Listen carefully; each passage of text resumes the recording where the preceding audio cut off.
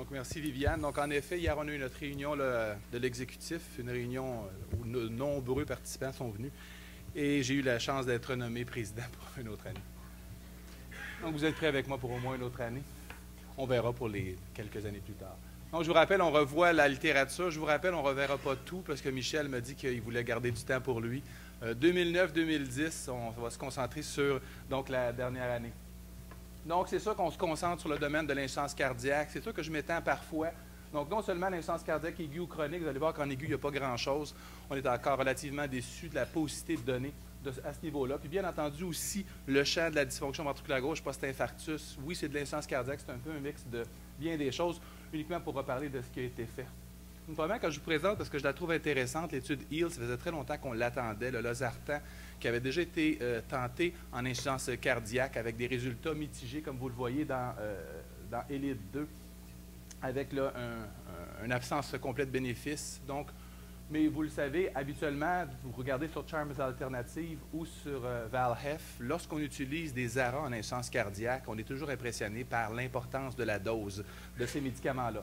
Donc, ce qu'on veut tester dans l'étude HEAL, compte tenu que le causeur était relativement décevant à 50 mg, est-ce que de le pousser à 150, on aura un bénéfice supplémentaire? Et peut-être que là, ça va être un message clinique important s'il y a une différence. Donc, on prend des patients insuffisants cardiaques, classe 2 et classe 4, avec une fraction d'éjection abaissée. On ne prend bien entendu que ceux qui sont intolérants aux ACE inhibitors, qu'on considérait comme un standard de traitement avec des exclusions standards. Tous ces patients-là ont été tolérants aux doses progressives de losartan, donc il y avait un phase-in 12,5, 25 mg, par la suite 50 mg de losartan avec une titration forcée. Losartan versus des placebos pour demeurer à 50 mg, losartan avec une augmentation progressive 100-150 pour la haute dose de COSAR. Donc on les suivait jusqu'à temps qu'il y ait 1700 patients qui présentent un événement cardiovasculaire. Donc on randomise 3800 patients. Je vous fais grâce des détails, mais essentiellement près de 2000 patients dans chacun des groupes qui sont analysables pour endpoint primaire. Bon, les prototypes, c'est relativement usuel. Ce que j'aimerais vous souligner, l'importance de l'hypertension artérielle, l'importance du diabète, surtout des patients qui sont en classe 2, bref, des patients ambulatoires, pas trop malades, fraction d'éjection abaissée, en moyenne à 31 %, un petit peu haut pour une étude de moins de 40 %.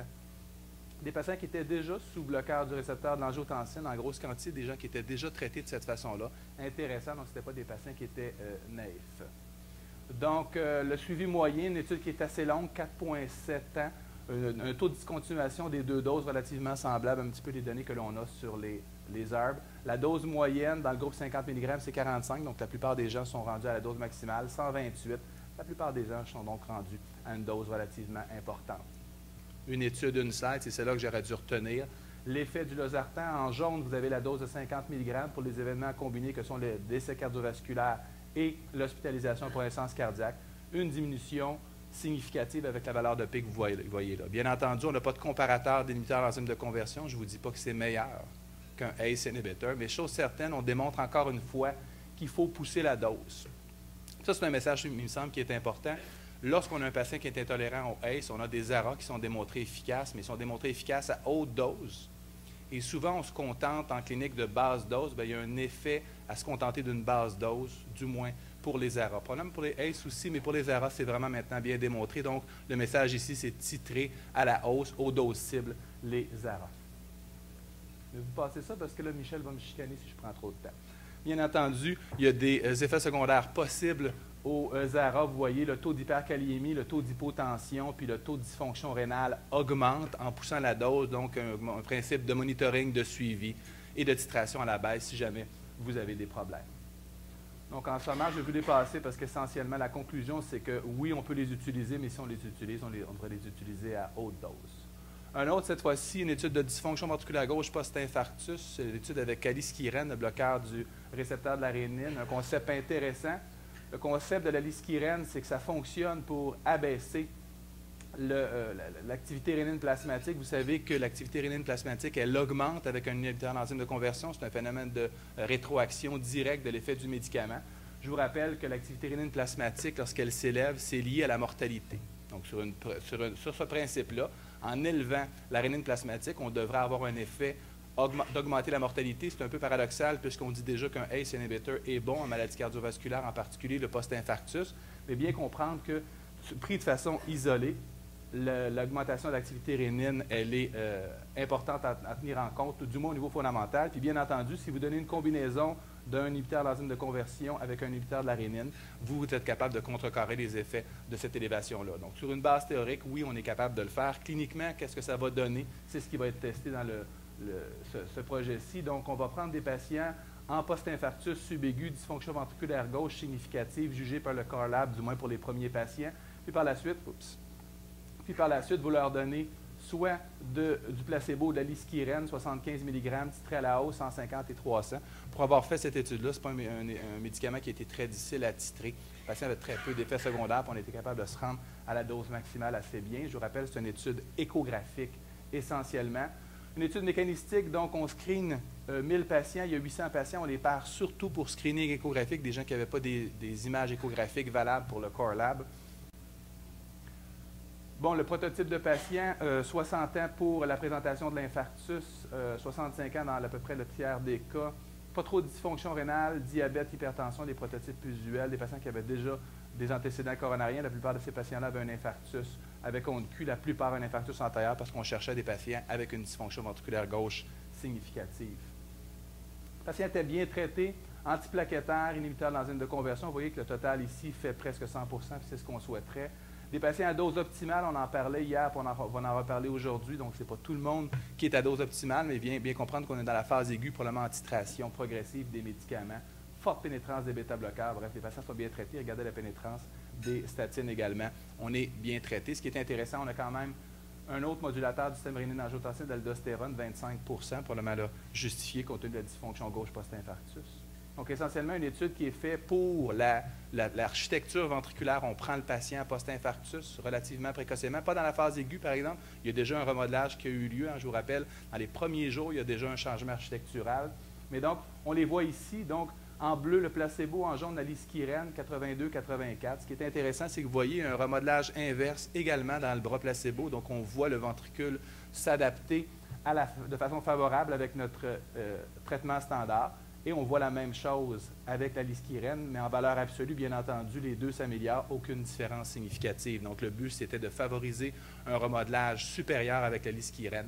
L'hypothèse a été décevante. On ne devrait pas regarder, bien entendu, je vous rappelle, ce n'est pas une étude de outcome, mais c'est sûr qu'on va les regarder quand même. Donc, en termes de décès cardiovasculaire, 1,5 % contre 3,1 %.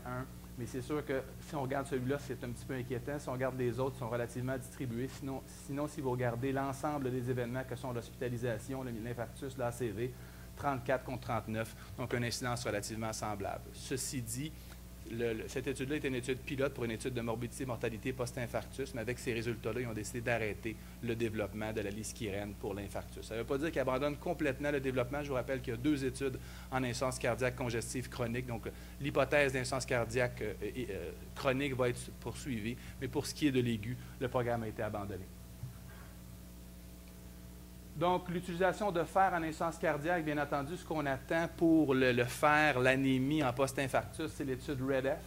Je vous rappelle que cette étude-là est en difficulté. Il est possible que la randomisation soit stoppée. C'est possible qu'on n'ait jamais cette information-là. C'est dommage parce que c'est prometteur. Je vous rappelle que c'est une arme à 2 tranchants ou lorsque l'hémoglobine augmente trop, c'est délétère. Du moins 2 études en insuffisance rénale. De sorte que je ne suis pas convaincu qu'on ait toute la définition, mais ça a fait relativement beaucoup de bruit. C'est une étude d'amélioration du 6-minute walk test intéressant. Capacité fonctionnelle du patient, c'est relié à la morbidité et la mortalité aussi. Je ne vous dis pas que ça, c'est une démonstration, mais lorsque vous utilisez une réflexion de fer, un fer particulier, donc vous avez une amélioration du 6-minute walk test de façon significative à 4, 12 et 24 semaines. Donc, si on cherche à améliorer la tolérance à l'effort de nos patients, une avenue thérapeutique qui est nouvelle, je ne suis pas convaincu qu'il y a eu beaucoup d'applications. On pourra y venir à la période de questions.